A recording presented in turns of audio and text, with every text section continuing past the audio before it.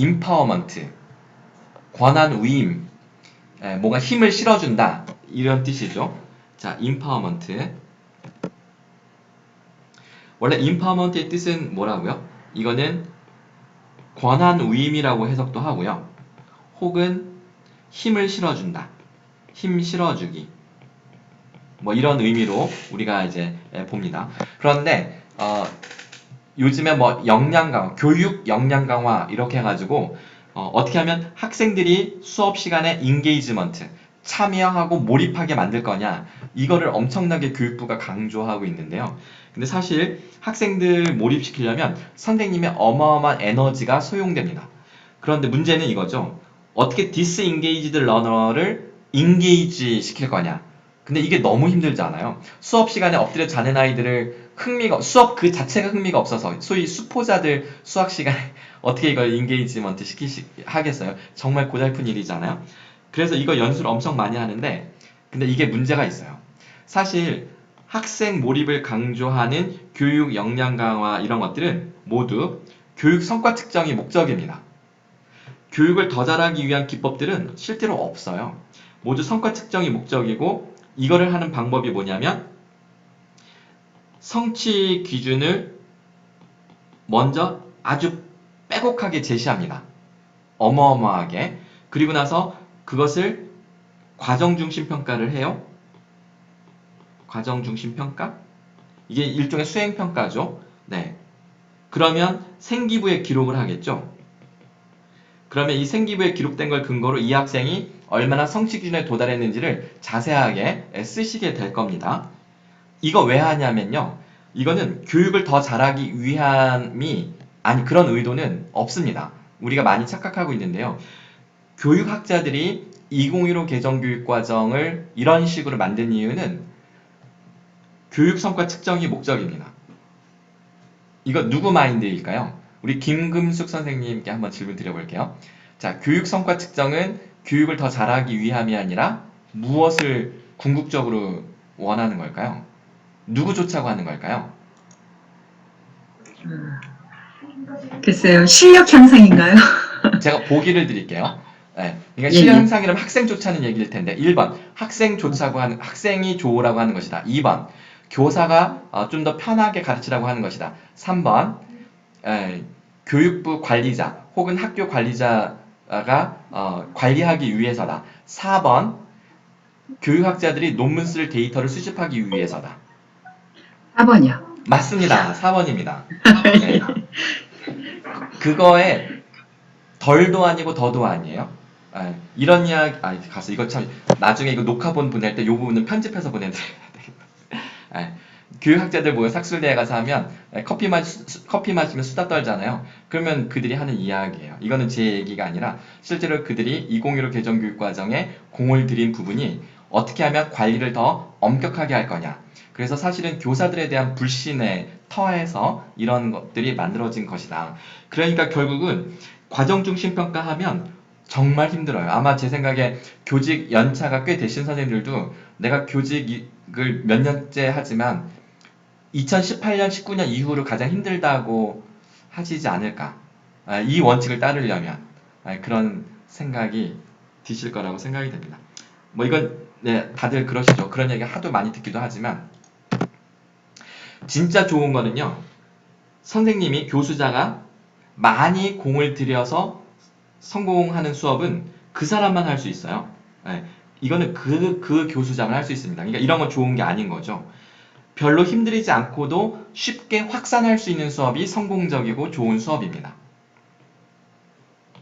자, 그게 어떤 방법이냐면 힘들이지 않고 할 수 있는 성공적인 수업은 학생들이 자발적으로 참여할 수 있도록 분위기를 잘 만드는 거죠. 이게 바로 임파워먼트인데 가르치는 행위 자체를 학생들에게 임파워먼트 한다는 뜻입니다. 네. 그렇게 되면 학생들이 문제를 스스로 해결을 해요. 이건 실제로 제가 대학에서 강의할 때 일인데 대학교 PC가 되게 오래됐어요. 그래서 인터넷 뜨는 것도 오래 걸리고 버벅거리고 근데 이 학생들이 팀 발표를 되게 야심차게 준비해 왔습니다. 그런데 슬라이드가 안 떠요. 학생들에게 딱 인트로 영상으로 으시시한 영상을 하나 준비를 해온 거예요. 이 친구들 분위기 딱 띄우려고. 근데 이게 초반부터 막힌 거죠. 근데 어느 순간 갑자기 그 발표자들 중에 한 명이 야야야야 그 링크 있잖아 링크를 카톡방에 올려. 갑자기 이렇게 한 거예요. 단톡방에. 그래가지고 학생들 단톡방에 쫙 올리고 어떻게 했냐면 원래 슬라이드로 보면서 불을 다 끄고 하는 건데 학생들이 이렇게 팀별로 모둠별로 앉아 있잖아요. 그런데 그 불을 다 꺼놓고 스마트폰에서 그 으시시한 영상과 그 기괴한 소리가 울려 퍼지는데 이게 완전히 막 동굴에서 울리는 것처럼 막 소리가 나니까 그렇게 소름 돋게 무섭게 으시시한 느낌이 엄청나게 조성이 된 거예요. 그래서 원래 계획보다 훨씬 더 성공적인 분위기 조성이 돼서 이날 발표가 완전 대박 성공했습니다.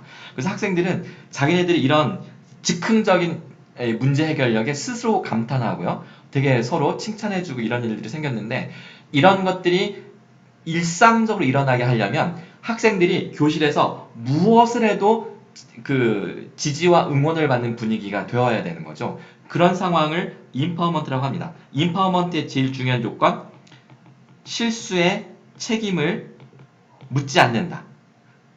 책임은 선생님이 지는 거지 아이들은 책임을 지지 않아도 되는 거죠. 이런 게 진짜 권한 위임입니다. 그렇게 되면 편한데 근데 사실 이게 그것도 이론적인 거고 추상적이지 그게 쉽지 않은 것 같은데요 라고 지금 다들 마음속으로 소리가 막 들리는 것 같은데요. 두 가지 말씀드릴게요. 자기결정성 이론. 일단 왜 학생들이 스스로 하는 게 중요한가를 설명해주는 이론인데요. 자기 자신의 행동과 운명을 스스로 선택할 때 동기의 질 높아지고요. 최종적으로 행복감이 높아집니다. 자, 근데 자기결정성이라는 게 뭘까요? 주어진 매뉴얼을 따라가는 것이 자기결정이 아니라 내가 스스로 결정해야 되잖아요. 자, 이것을 알려주는 제가 재미있는 영상을 한 편 보여드릴게요. 자, 이 영상은 자막이 나올 겁니다. 자, 그 자막을 보세요. 자, 영상 보여드릴게요. 일단은 주석을 다 지우고 자, 갑니다.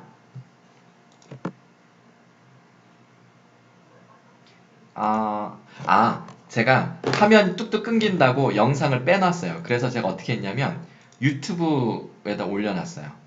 자, 유튜브 어디 갔지? 네, 여기 있습니다. 자, 이게 제 유튜브 채널인데요. 여기서 제가 보여드리려고 하는 것은 이겁니다. 자기결정성 이론이라고 딱 되어 있는데요. 요거 1분, 2분이 채 되지 않는 영상인데, 자, 제가 링크를, 자, 이걸 잠시 멈춰놓고, 자, 위에 링크를 복사합니다. 복사. 그리고 채팅에 붙여넣기 할 테니까 각자 링크를 클릭해서 지금 보시는 겁니다. 자, 2분짜리인데요. 다 보신 분들은 채팅창에 잘 보았습니다 라고 써주세요. 자, 시작합니다. 자, 시작. 각자 클릭해서 보는 겁니다.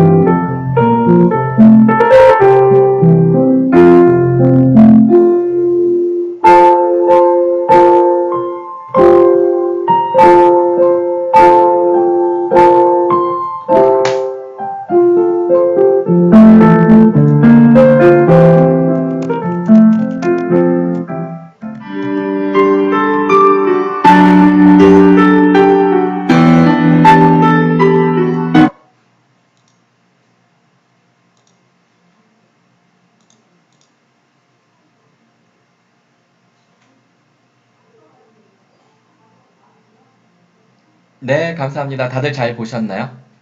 네, 어떻게 보셨나요? 우리 임형근 선생님께서 1.75배속으로 보셨대요. 어, 제가 그 밑에다가 1.75배속 드드드 이렇게 써놨는데, 저희 중학교 1학년 아들 녀석이 그 온라인 수업하러 인터넷 딱 접속하더니 그 선생님이 올려놓은 동영상 링크가 쫙 있잖아요. 그거를 10분짜리인데 중간에 클릭하더니 불과 30초 만에 쫙 훑어보고 구글 설문지에 올려있는 퀴즈를 풀더라고요. 그 문제 보고 영상을 찾아서 답 쓰고 영상을 다 안 봐요. 뭐야? 이 녀석들 봐라? 막 이런 생각을 했는데 우리 선생님들도 우리 아이들과 비슷하네요. 네, 잘하십니다. 그러니까 아이들이 영상을 제대로 보게 만들려면 정말 영상이 영화처럼 재미있거나 아니면 뭐 그 방법이 없을 거예요. 그렇죠? 뭐 이런 여러 가지 생각이 되네요. 자, 어쨌든 이 영상을 보시면 할아버지가 결국 자기 마인드를 컨트롤하고 있다. 자기 마인드를 컨트롤하는 것이 자기 결정성 이론의 아주 중요한 핵심입니다. 자, 이게 메시지가 뭐냐면 이거예요. 자, 여기 보시면 교수자가 학생들을 통제하려는 마인드로 대하잖아요. 그럼 학생들은 그것을 억압으로 느낍니다. 하지만 교수가 학생들을 통제하는 것이 아니라 자기 자신을 통제하는 마인드로 접근하면 학생 떠들지 말고 좀 조용히 해줄까? 학생 스마트폰 좀 꺼주세요 라는 이 말을 똑같이 하더라도 통제 마인드면 그게 억압으로 들려요. 하지만 자기를 통제하는 마인드로 접근할 때는 진정성 있는 행동으로 인식하고 기꺼이 수능. 그래, 선생님이 애쓰시네. 내가 도와드리지 뭐. 라고 하면서 학생이 스스로 자기 행동을 선택해서 수능을 합니다. 똑같은 요청인데 반응이 달라지죠. 학생들은 눈치가 백단이기 때문에 선생님이 나를 억압하려는 건지 아니면 되게 애를 쓰고 계시는 건지를 안다는 거죠. 그래서 선생님은 선생님 자신을 통제하고 학생은 학생 자신을 통제한 이 교실이 바로 진정한 학습자 중심 수업이면서 진정한 교수자 중심 수업이다. 요즘에 학습자 중심 수업만 강조하면 선생님들이 소외됩니다. 그게 심각한 딜레마 중에 하나인데요. 선생님이 동시에 나도 주인이다라고 올라설 수 있는 그 마인드셋이 이 자기결정성 이론에 중요한 힌트가 있다라는 점을 말씀드리고요. 그리고 요거는 네, 건너뛰고요. 자, 요걸로 말씀드릴게요. 자, 자기결정성 이론. 이것을 이렇게 띄워볼까요? 자, 자기결정성은 학습 동기의 핵심 요인이다. 스스로 결정할 수 있는 그 권한이 아이들이 스스로 느껴야 됩니다. 선생님이 되게 심리적으로 나를 편안하게 해주고 내가 말하고 싶을 때 말하고 말하기 싫을 때는 말을 안 해도 돼요. 막 이런 것들이 주어져야 됩니다. 강제성을 띠지 말자는 이야기를 넘어서서 얼마나 선생님이 진정성 있게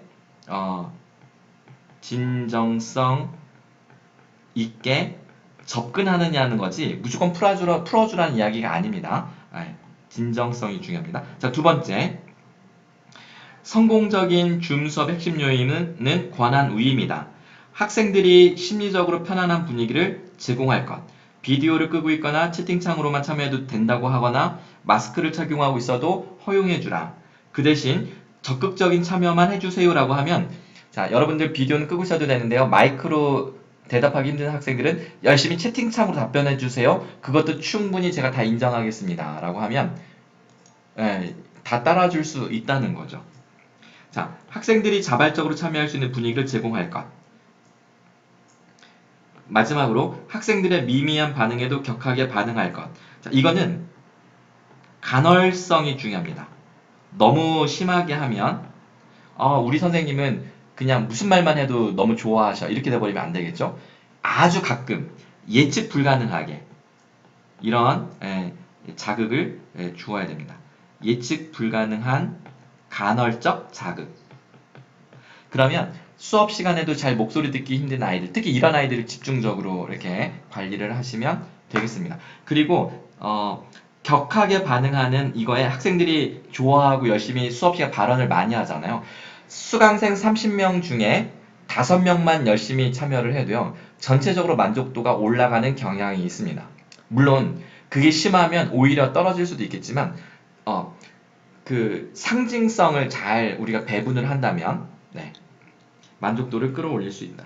자, 이런 원리들을 잘 알고 계시면 좋을 것 같아요. 그래서 임파워먼트 테크놀로지라고 하는 건데 왜